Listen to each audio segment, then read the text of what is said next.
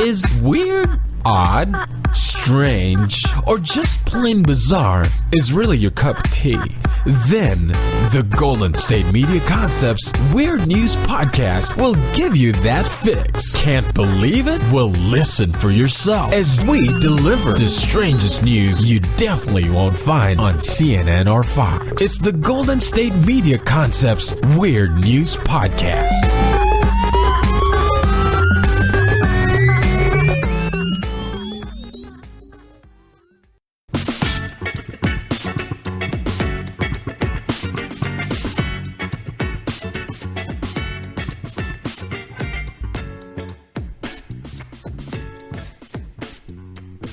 Welcome to the GSMC Weird News Podcast, brought to you by GSMC Podcast Network. I'm your host, Arianne, and I am joined by the wonderful Heidi here. Hello.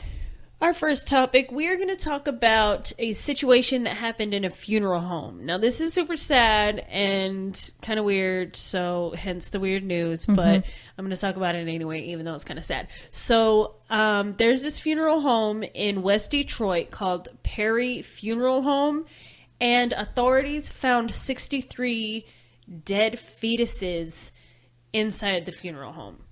It was... This find came a week after another find in a different funeral home in East Detroit. Oh. Now, the East Detroit funeral home is called Cantrell Funeral Home, and in that funeral home a week prior, they found 10 fetuses and 1 infant in their ceiling, stored in their ceiling. It was horrible. Like an attic, or like a just like ceiling boards? I don't know. It just said the ceiling, so I don't know how exactly they, what kind of ceiling it was. Oh. But they feel like the two were in connection. So after they found the one at Cantrell Funeral Home, they were kind of tipped off. And that's when they went to Perry Funeral Home and found the other 63 fetuses. And it was just like... One of the officers was like, I've been doing this for 41 years and I have never seen something like this. It's like stored remains of young children. Yeah. And the ones that were found at Perry Funeral Home were found in boxes in the freezer? Yeah. Like they were. I mean, I guess that's better than the ceiling, but. Yeah. Well, yeah. And it's so crazy. So there's a lawsuit against Perry Funeral Home right now. And one of the, or I guess it's the main prosecutor guy, is saying that there could be up to 200 more bodies or remains found in this Perry Funeral Home, the one that found the 63 fetuses, in improper possession, which is interesting because a lot of the documentation that the Perry Funeral Home is so it's like so inaccurate and inadequate that they can't really trace back. And the prosecutor guy, his name is what is his name? Oh, I forget. It's up here somewhere. Anyway, he is saying that as he was going through them, he feels like they did this intentionally to kind of mess up the documentation of it, just so things would be too hard to read, just in case if there was a lawsuit filed, that it wouldn't be adequate enough information. That is wrong on so many levels. Right, exactly. Oh, gosh. That's gross. Yeah, and so when I was beginning to read this, it was a family... a woman and her, it didn't say they were married, so I guess it was just her baby dad at the time. Well, they lost a daughter 27 minutes after she was born. So they decided with her remains, they wanted to donate it to science research and science study to the Wayne, Wayne Institute? The Wayne State University School of Medicine. Yeah. And this was back in December 2014.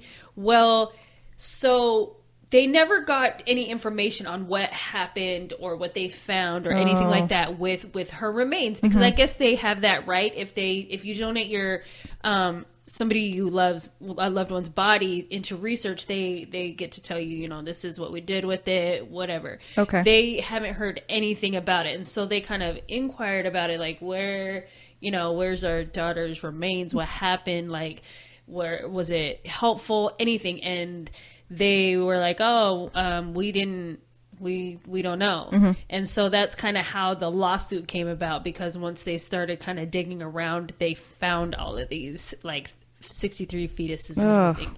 So the attorney actually is working with this couple to kind of figure out where their daughter's remains went, because they still don't know to this day. They still have no clue of where she's at, which is horrible. Like, losing your kid first and then not knowing like where her remains went, because I don't even know if they even had a funeral for the baby girl. I know this is so sad. I'm sorry, guys. I'm so sad. I'm gonna cry. Don't cry. But let me see. Perry Funeral Home. They allegedly have. Well, the lawsuit was saying, I'm stumbling over my words here. So it's alleging that the funeral home may have fraudulently billed Medicaid, as well as the medical center for the burials that it never performed, because it said that they get like $100 per fetus, and then I think it's even more money if it's like a full-grown adult, like per fetus that they bury, or that they donate. Oh, or that the funeral home receives that. And then donates to the medical school. Exactly. Oh. So they got the money for that. Plus, they billed Medicaid or medical insurances for a funeral that never happened. Oh. So they're kind of like doing a bunch of like fraudulent things there. Right. Plus, apparently haven't told families of what happened to the remains. Exactly. Oh. Yeah. They're saying that the lawsuit against Perry Funeral Home alleges that it stored the remains of stillborn and live birth babies in the Wayne State University School of Mortuary Science morgue for up to 3 years without trying to notify the parents. And when they came out with that statement, Wayne State University like kind of sent another statement back like, no, you don't get to put this on us. Right. Like, we gave you, like, they allowed them to store certain remains for up to a certain period of time, and what it was the university allowed the funeral home to store remains on the campus of the school. No, at the funeral home, just because there was the storage, like they didn't have adequate storage there. So Wayne's statement saying that they agreed to temporary secure shelter for the remains, but just for a period of time, and then whatever happened to them after, like they're not responsible for the final disposition of the remains. So even if they didn't get sent over to Wayne Funeral Home after a certain period of time, they were supposed to dispose of them in the proper way. But so like the school, some of the remains that the school was in possession of were being stored at the funeral home, but only for a temporary amount of time. Exactly. And then kind of like if it went past that time, the funeral home was going to dispose of these remains properly. Well, they were supposed to. They were supposed to. And they didn't, I guess because they found a bunch of them there. But Wayne State University, they were like, "You're going to get our name out of this because this is not on us. You don't get to pin this on somebody else." Who worked at this place? It didn't say like specific people. I guess they chose to keep that information out. But you know who you are. Yeah. The funeral home is claiming that they sent out notice letters that were never to the people who like to the families. Yeah, okay. Exactly. And they say that, we sent out letters, but nobody responded to them. Nobody came and claimed the bodies to have. And some of these people are like, no, like we haven't moved. We've stayed here. We didn't receive any phone calls. Like, how are you going to sit there and tell us? Which makes sense because their inadequate, documentation of things is there also. But I just thought this was the craziest story. I was like, how do you find just like randomly 63, fetuses? I don't even know. When I was also looking at the story, I read that before they found the fetuses, they also found bodies that had like that were improperly stored and had like stuff growing on them, and stuff that, like, not necessarily fetuses or babies, but kind of like full grown adult bodies. Exactly. And oh god, this is terrible. I know. And just to make a couple bucks, like, you can imagine how the families of these people probably feel, because they either donated and then chose not, and thinking they're doing something good. You know what I mean? It's like, I would be livid. Right. And then they're just like, they ended up, just those remains were to contribute to like a scam. Like, not at all what you intended. Exactly. Oh man, that's just heartbreaking. I mean, to lose somebody and then to find this out, it's just like, oh my gosh. Like, and you have to like relive the nightmare again. And fetuses, children, babies on top of that is so sad. And I just thought that was like one of the craziest stories I've ever heard. That is so weird. Detroit, you guys get your stuff together. Clean it up. What to tell you. Man. Also, I'm so sorry. I know. I'm so sorry, Detroit. Seriously. And if you are one of these victims of, the funeral homes or whatever, I'm so sorry for you. I hope everybody gets what they deserve. So, gosh. I don't mean to laugh, but that's just a horrible story. And on that, we're going to take a quick break and try and bring it back on a lighter note. Check out the show built around the women of MMA. From the UFC to the extreme cage fighting, we got the fights covered. Listen. It's the Golden State Media Concepts Women's MMA Podcast. The latest news of upcoming fights, discussions of previous matches. Join us as we talk to and about the biggest names in women's mixed martial arts, past, present, and future. When it's the women's fight game, you know where to listen to. The Golden State Media Concepts Women's MMA Podcast.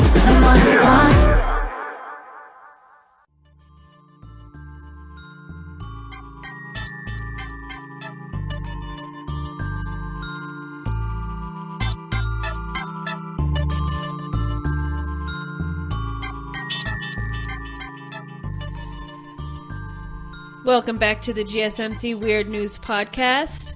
We are going to move on with our next topic, and this is about a woman from Uganda who's been dubbed the most fertile woman in Africa. Her name is Miriam Nabatanzi. Yeah, I think so. I hope I said that right. Sorry if I didn't, and if you're listening, she's probably not, because she's in Africa. She could be, actually. You never know. Yeah, exactly. This one is 40 years old. She, like I said, she's from Uganda. She's been dubbed the most fertile woman because she has given birth to 44 children. Let me repeat that. She gave birth to 44 children. Oh, man. I have 2. And I can't even imagine to keep going after that. Oh, my gosh. Yeah. 30 of which are still alive, or 38 of which are still alive today. She is also known as, I'm going to try and say this, so sorry if I butcher it, Nalongo Muzala Bana, which means twin mother that produces quadruplets in their language. Quadruplets. Yeah. So she's 40 years old, and she spent 18 years of her life pregnant, which, why? I mean, I'm almost crying from this story. Me too. Like, I thought the last one was going to make me cry. This is what might push me over the edge. Yeah. This is just kind of, I feel your pain to go through all that. Like, 18 years being pregnant. Now, I don't know if any of you have been pregnant out there, but I'm sure many people have. Right? See, there's plenty of us in this world. But if you haven't, some say it's the best time of their life. Personally, I don't like it. I do not like being pregnant. It's not fun. 18 years. Yes. It's just crazy. So she has, of these 44 children, okay, she's given birth to 6 sets of twins, 4 sets of triplets, 3 sets of quadruplets, and then had a few single births. Quadruplets. Yes. Oh, crazy. My God. Yeah. And they, in an interview, she was saying to them that she didn't find this odd because she just thought it was normal because her father has 45 children with multiple different wives, but they've all given birth to twins, triplets, quadruplets, and even quintuplets. So she thought multiple births was like the norm. Yeah, I know. I don't have any words. I have no words. Face over here is like, are you serious? Oh my gosh. Yeah.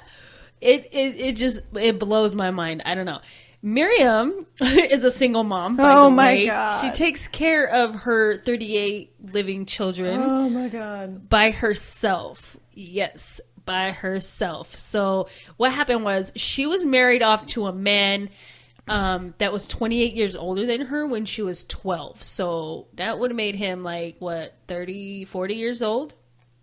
Yeah, 40. Yeah, he was 40. She was a 12-year-old. It makes me so sad. I have no words for this story. I'm sorry, I brought sad oh my news. goodness. Sad, weird news on top of that. It's That's horrible. true. Well, another sad point. He was like super abusive and to her, and he would leave. Like he didn't help her raise any of these kids. Yeah, He hence single mom. Yeah, because exactly. technically she's still married to him. She is, yeah, But she's raised them as a single mom. Yep, and she. Let me see. It said that he comes home once a year, and he's usually drunk and violent with her. Also, are these all his children? Yes, these are all his my children. gosh. Yeah, Miriam. It says that when he comes home, it said that he comes late in the evening, and then he'll sneak away like before the kids get a chance to see him. Yeah, one of the boys, her oldest boy, who is 23. I don't know if that was in my notes, but he's 23, and his name is Charles. He said the last time he saw his dad was when he was 13 years old, and some of his younger siblings have never even seen him. Like, don't even know who he is, never seen him, nothing. Yeah. Crazy. And for him to just come home once a year, just to like have more kids. Yeah. That's insane. I don't even know if he knows how many kids he has. Like, if he's always gone. That's true. He might not. Yeah. Because I don't think that she would be like, well, I had 5 more. You know what I mean? I mean, maybe she did. I mean, maybe he just doesn't remember, you know? Yeah, exactly. He's too drunk to know. Also, the thing with so apparently what her condition is. Yeah, her condition is crazy. Yeah, so a doctor in Uganda, well, a gynecologist in Uganda says that her condition is genetic. Like, it's not just, it just randomly happens. This is genetic, and it's called hyperovulate, which means that she releases multiple eggs in one cycle. So there are multiple eggs to be fertilized. Yes, okay. Exactly. So, also, does that mean, like, of her children... So she has so many children, and then she could be passing on also this genetic condition. Yeah. Whoa. So the daughters could also have this condition when they have children. So then, like, she probably got it from her mom yeah. or from her dad, right? Couldn't she have gotten it from her dad's side? Well, I think it's genetic. Yeah, I think that like the area of Uganda she lives in, they practice polygamy, so where they have multiple wives. So I feel like some of them are all like related anyway, so like if one of her moms or whatever, like her biological mom had it. And then like that one's biological mom, I feel like because with the small village it's in and they like practice polygamy, there's some mixing there. So yeah, that's kind of weird. Anyway, in 1994, for you like younger kids, the 1900s. 1994 was the first time she gave birth, and her first pregnancy was a set of twins. This was when she was 13 years old. Can you imagine being 13 and giving birth to a set of twins? Oh my god! Right? And having to take care of those babies by yourself. I can't. Arianne, this story has done me in. Right? There's more, let me tell you. Okay, all right, tell me more. Miriam, she said that she's dreamed of having 6 children. That's what she wanted. She wanted 6 kids when she was little. But by her 6th pregnancy, she had already given birth to 18 babies. Oh my gosh. Yeah. And at that point, she says that she told the doctors that she didn't want any more. She's like, I'm done. I want to stop. Help me. And they told her that interfering with her fertility in any way would put her life at risk. Was that like, it'll actually put her life at risk? Like, to do with her condition or something? Yeah, no, I don't think so. I think they just told her that because I'm like, you can easily give her birth control. I mean, it might not have stopped it fully because if she was on birth control because of like it was multiple eggs, but I feel like it would have stopped the multiple pregnancies to a point. You know what I mean? Well, I feel like something.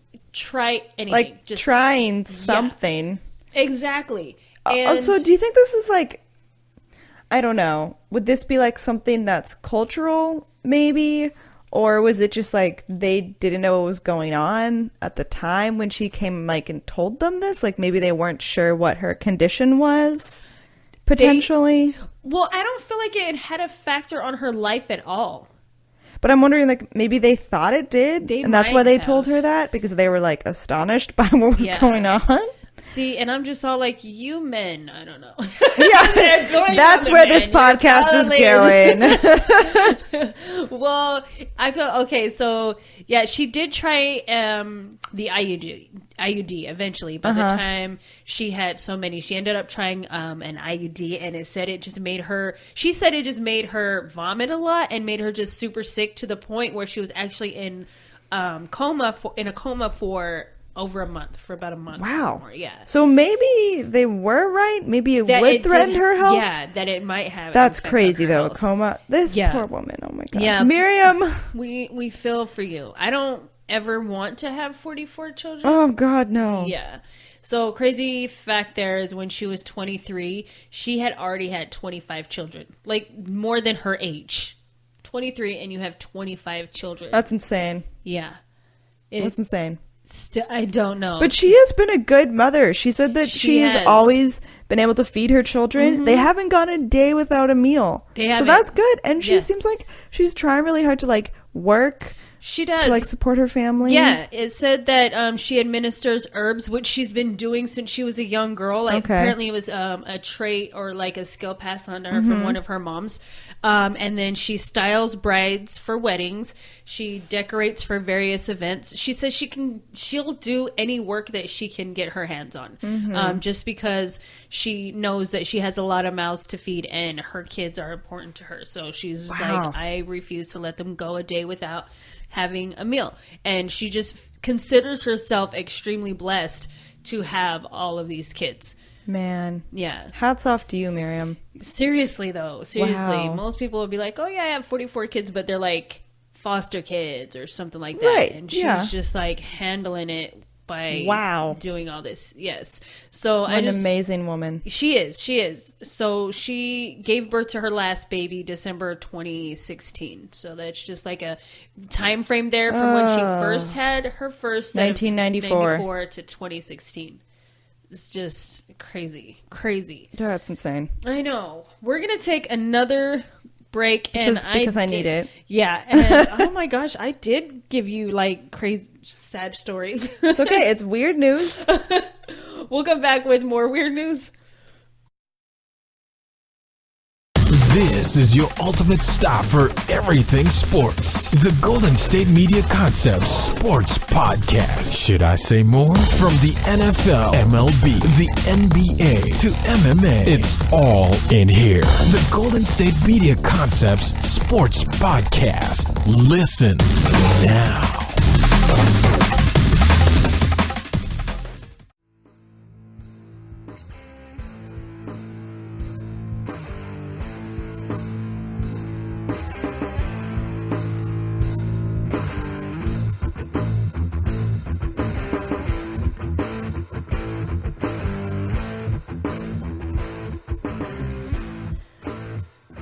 Welcome back to the GSMC Weird News Podcast. We're going to move on to our next story, which is about a man named Yuri Zokov from Russia.